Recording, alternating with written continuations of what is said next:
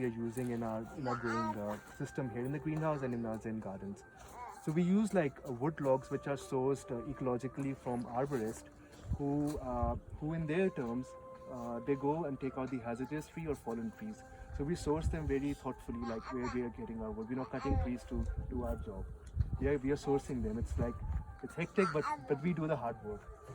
So what we do is like before even the bottom layer is all wood logs. But even before the bottom layer, went one step ahead. We are like, okay, this is the best technique, but let's make it better. So the bottom below the wood logs, we have created a whole sponge system, because sustainability means like you have to use water conservation very thoughtfully. So what we did is we created a cardboard and organic hay layer at the bottom. So what it does is over a period of time it sponges up all the water, and it like retains the water, and also helps in decomposing the wood logs better, because everything is wet, everything is like juicy. So that's the bottom layer that we created, and then on top we put like wood logs, and then we have our own like mixing of like compost. We use compost and topsoil, and then these are the bone structure that we use. Now the bones are ready, but that doesn't make the whole system nice. So you need muscles, you need veins, you need blood flowing. So for that, what we have created, I made a special blend, which is my secret. I've created a blend where I use beneficial mycelium, which is everything is fungus. So fungus with bacteria and microbes, those are the building blocks of the soil structure. Because like I shared with you, when your soil is healthy, what is the healthy soil mean? Soil is alive, and inside our body we have so many microorganisms that is keeping the whole system alive. So it's likewise the same kind of microorganisms have been introduced in our structures. So what they do is they keep on like keeping the soil alive and keeping on releasing like good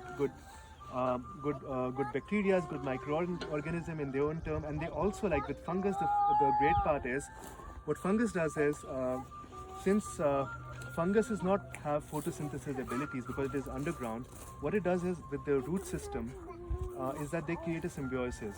So it says, hey, you know what, tomato, why don't you give me some like sugars, because I can't make it, I don't have leaves.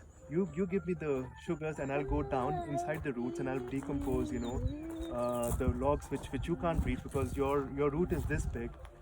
If this big root is there, this much of fungus is around 20 miles of networking. So they go like into, they're like very micro, so they can break down things like super easy, which a root cannot. So they both become like friends. So what it brings the nutrients to the plant, and the plant gives them sugar. So they both are living in a symbiotic relationship. And then from that the whole system goes really healthy, because then there is no reason. So since there is a teaming up going on, so all the bacteria, all the pests that comes up, they're like, we don't want you, we're going to take care of that. So they all are like living in an ecosystem.